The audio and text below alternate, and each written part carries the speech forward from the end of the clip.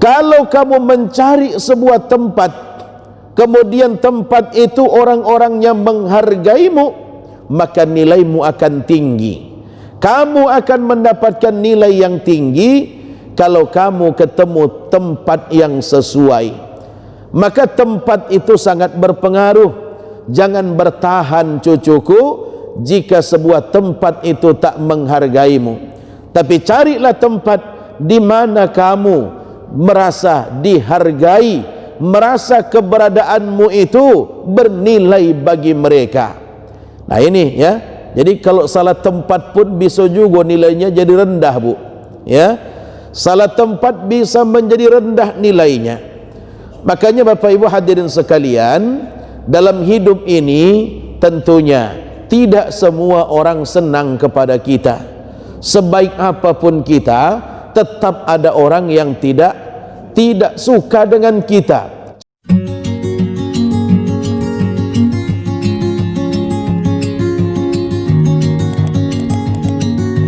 Karena sesuatu yang bernilai akan tetap bernilai dimanapun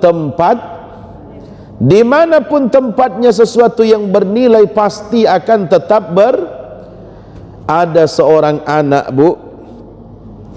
Seorang anak ini sudah banyak kebaikan yang dia lakukan, tapi kawan-kawannya menganggap dia itu seolah-olah tak pernah berbuat apa-apa. Karena dia kesal, ya namanya anak-anak, datang dia menemui kakeknya. Kek, kenapa saya ini hanya dianggap seperti batu kerikil oleh kawan-kawan saya? Batu kerikil itu kan tak ada nilainya, Kek.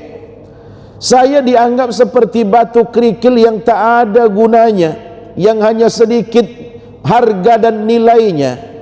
Kenapa kok bisa seperti itu?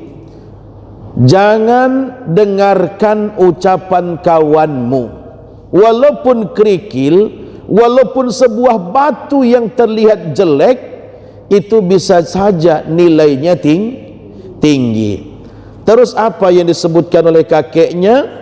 Si kakek ini memberikan sebuah batu. Ada batu, model batunya itu enggak begitu bagus. Coba batu ini kau bawa ke pasar, tawarkan kepada orang-orang yang ada di pasar. Berapa kira-kira nanti harganya? Dia bawa batu yang dikasih kakeknya ke pasar. Sampailah di pasar, ada pedagang sayur. Pak, mau beli batu saya ini enggak? Batu apa ini, ha? Itu palingan nanti 2.000 harganya untuk ganjal meja jualan sayur, kata dia. 2.000, iya. Pergi dia lagi.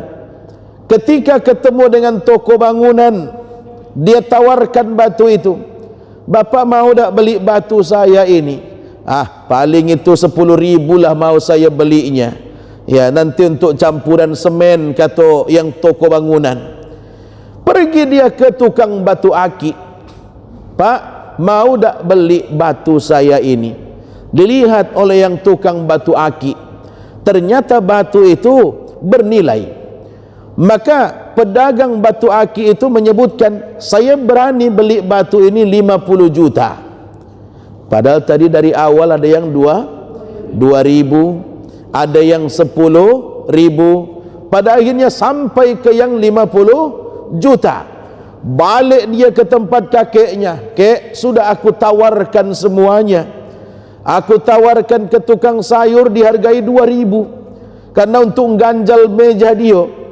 Aku tawarkan ke tukang bangunan dihargai 10.000, dan aku tawarkan ke tukang batu harganya 50 juta.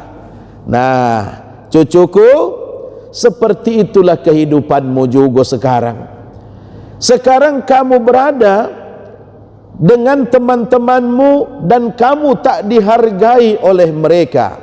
Kamu tak dianggap oleh temanmu, berarti kamu memang salah berteman dengan mereka, karena mereka tak menghargaimu. Kalau kamu mencari sebuah tempat, kemudian tempat itu orang-orangnya menghargaimu, maka nilaimu akan tinggi. Kamu akan mendapatkan nilai yang tinggi kalau kamu ketemu tempat yang sesuai. Maka tempat itu sangat berpengaruh.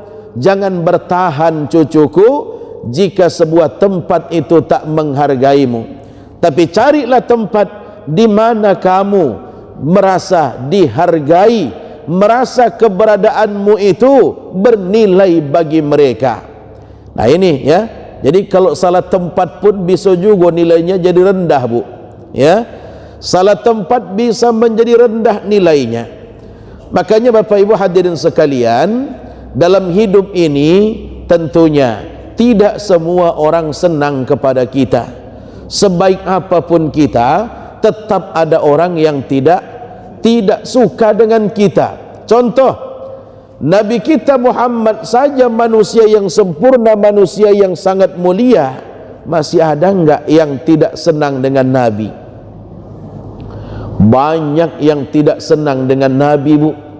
Padahal beliau manusia yang sangat mulia. Ya. Siapa contohnya yang tak senang dengan Nabi? Ada Abu Jahal, ada Abu Lahab, bahkan ada seorang yang beragama Yahudi yang setiap kali Nabi berangkat solat subuh itu sudah nungguin Nabi di persimpangan. Apa gawe dia? Meludahin Nabi.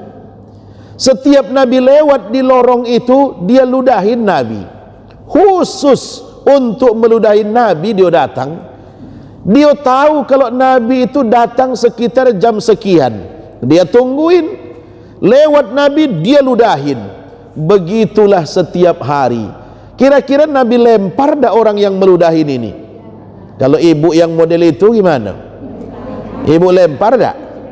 Nah, inilah Nabi memberikan contoh yang luar biasa. Berkali-kali beliau diludahi, tapi tidak pernah marah dan tidak pernah melempar orang tersebut. Sehingga di satu hari beliau lewat, ditunggu oleh Nabi, Bu. Loh, kok nggak ada yang meludah? Biasanya aku sampai di sini pasti ada ludah. Ini kok nggak ada yang meludah, kata beliau. Beliau lihat tak ada orang.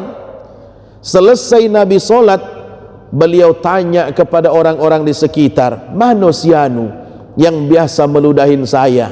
Sakit ya Rasul. Wah, ternyata sakit, makanya tidak datang dia. Mendengar kata sakit itu, Nabi pergi beli roti, beli minumnya. Beliau datang ke rumahnya, kemudian langsung beliau suapin orang itu dengan tangan beliau sendiri.